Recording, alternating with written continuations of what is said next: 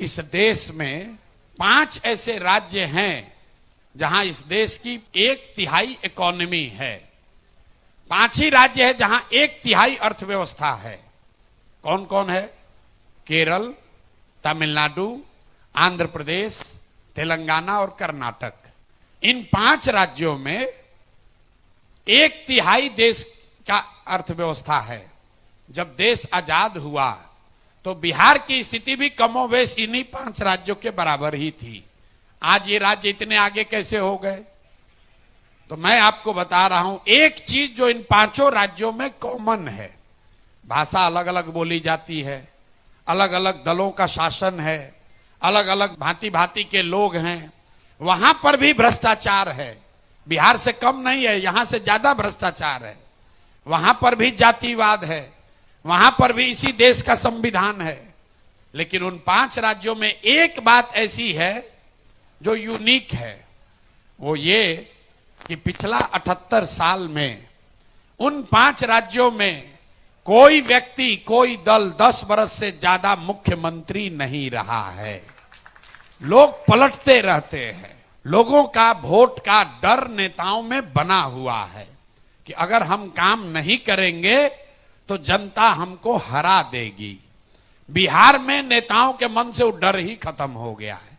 वो जान रहा है हम काम करें या न करें, जनता खुश हो नाराज हो, चुनाव आते आते रो के गा के गरिया के वोटवा उसी को देगा, वोट उसी को आप दीजिएगा। तो लोकतंत्र को अगर आप जिंदा करेंगे तो जनसुराज हो या कोई दूसरा दल है, आपको फायदा उसका होगा। जनसुराज करे या न करे, आप अभी देख लीजिए।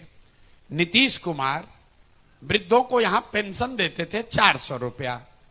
20 बरस से यह व्यवस्था है। उस दौरान तेजस्वी यादव जी भी यहां पर सरकार में आए।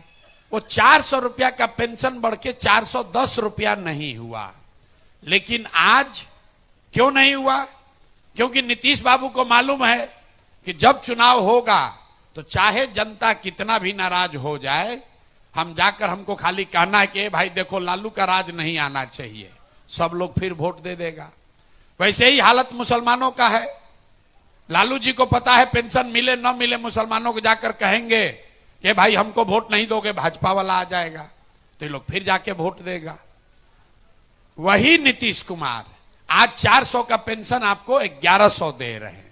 अभी जनसुराज जीता नहीं है, जनसुराज ने कुछ नहीं किया।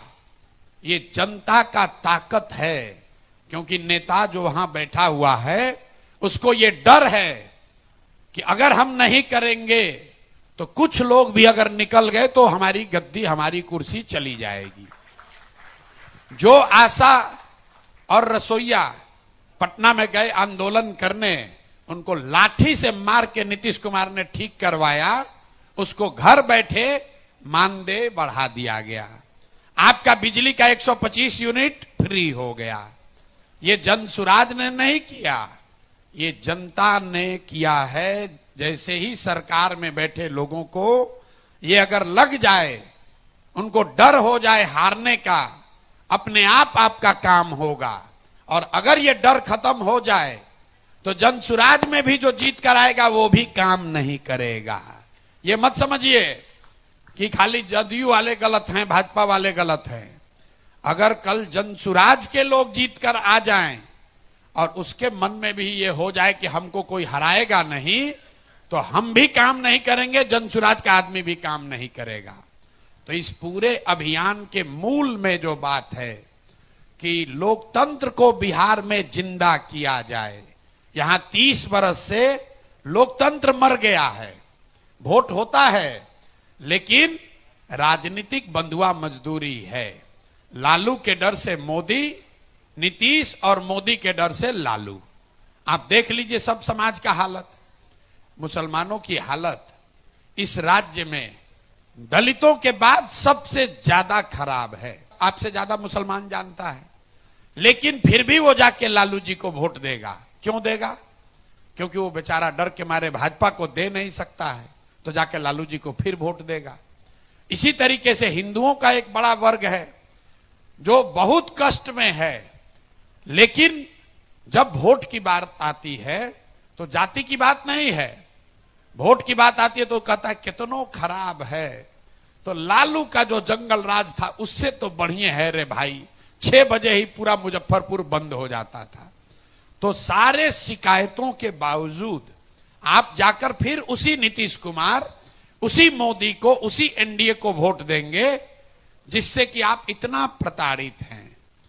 तो जन सुराज आपको वो एक विकल्प दे रहा है, अच्छा है खराब है, आपको पसंद है नहीं है, वो आपका आकलन का विषय है। आप उसको देखिए, जांचिए, परखिए, ठीक लगे तो जुड़िए, न ठीक लगे तो जिसके साथ है उसके साथ रहिए। लेकिन बिहार की ये दुर्दशा इसलिए है कि यहां 30-35 साल से राजनीतिक विकल्प खत्म हो गया है।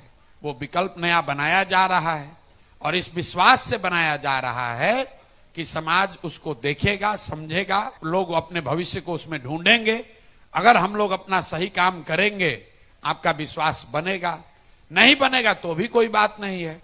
आपको जो अभी जिंदगी अच्छा लग रहा है तो इसी में जिंदा रहिए, इसमें दिक्कत क्या है।